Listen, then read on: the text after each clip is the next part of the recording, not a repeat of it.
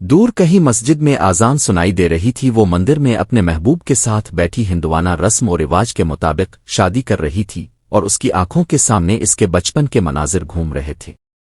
وہ اپنی ہم جولیوں کے ساتھ کھیل رہی تھی۔ اس کی عمر محض 7 سال تھی۔ کھیل دوران اس کا دوپٹہ زمین پر گرا تو اس نے اٹھانے کی زحمت نہ کی اور کھیل میں مشغول رہی، جبکہ مصلی پر کھڑی نماز ادا کر رہی اس کی والدہ نے جب سلام پھیر کر اسے ننگے سر کھیلتے دیکھا تو فوراً مصلی سے اٹھ کھڑی ہوئی، صحن میں نگاہ دوڑائی، زمین پر گرے دوپٹے کو اٹھا کر جھاڑا اور انتہائی شفقت سے اپنی بیٹی کو اپنے پاس بلا کر دوپٹے کو اس کے سر پر سکاف کی صورت میں لپیٹ کر پن کر دیا تاکہ بار بار سر سے نہ اترے اور نہ ہی بچی کو دوپٹہ سنبھالنے دقت ہو۔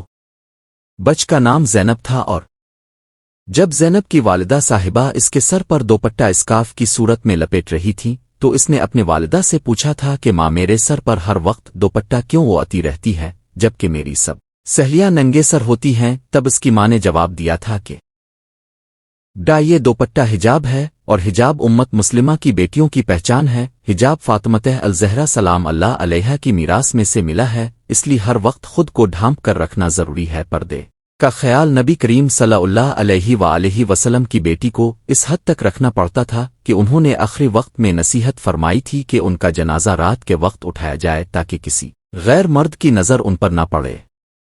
تو خود سوچو کہ جب اتنی عظیم ہستی کے لیے پردے کا اہتمام اس حد تک ضروری تھا تو ہم جیسے گناہگاروں کے لیے کتنا ضروری ہوگا۔ مگر تب والدہ کی یہ باتیں زینب کی سمجھ میں نہیں آئی تھیں، البتہ نہ جانے کیسے آج اسے ان سب باتوں کی سمجھ آ رہی تھی کہ جب وہ انتہائی قدم اٹھا چکی تھی۔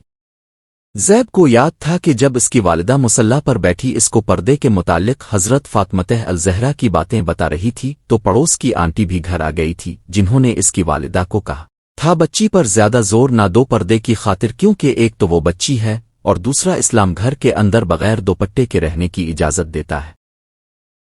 پڑوس والی آنٹی کی بات سن کر اس کی والدہ مسکرائی تھی اور بولے تھی، میری بیٹی کو یہ سمجھانے والی کہ پردہ فاطمہ رضی اللہ عنہا کی میراث صرف میں ہوں، اور یہ سمجھانے کے لیے اسلام پردے کے لیے کتنی رعایت دیتا ہے۔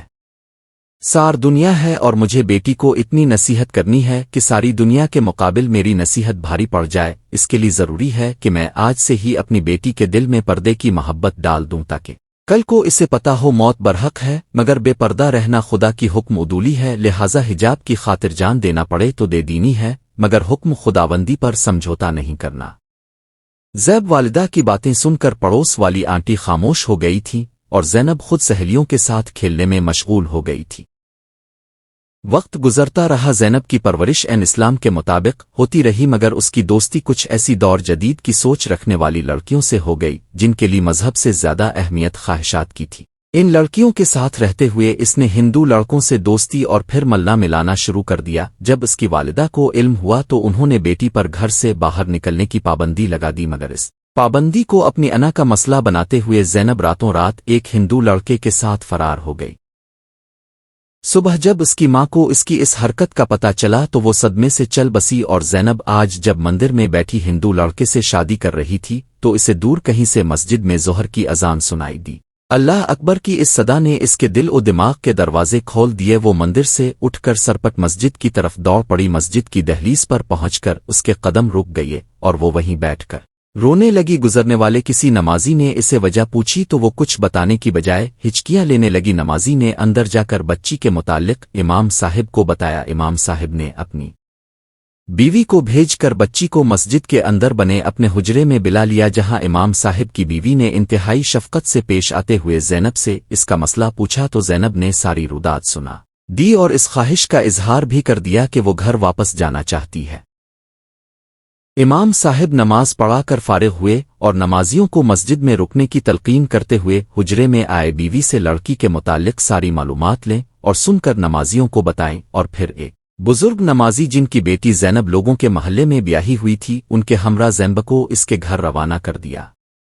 زینب راہ راست سے بھٹکنے کے بعد ہدایت ملنے پر دوبارہ واپس آ گئی، مگر اس کی حرکت کی وجہ سے اس کی ماں چھن گئی۔ وہ ماں جس کے قدموں تلے اس کی جنت تھی، وہ ماں جس نے اسے خاتون جنت کے نقش قدم پر چلانے کی ہر ممکن کوشش کی تھی۔ زینب آج بھی زندہ ہے اور اپنے فیصلے پر پچھتاتی ہے۔ وہ امت مسلمہ کی بیٹیوں کو بتانا چاہتی ہے کہ تمہارا ایک غلط فیصلہ تمہیں تمہارے رب دین ایمان اور والدین سے ہمیشہ کے لیے دور کر دیتا ہے، خدا کے لیے کبھی کوئی ایسا قدم نہ اٹھائیں جس میں ہمارے اللہ تعالیٰ کی رضا مندی شامل نہ ہو۔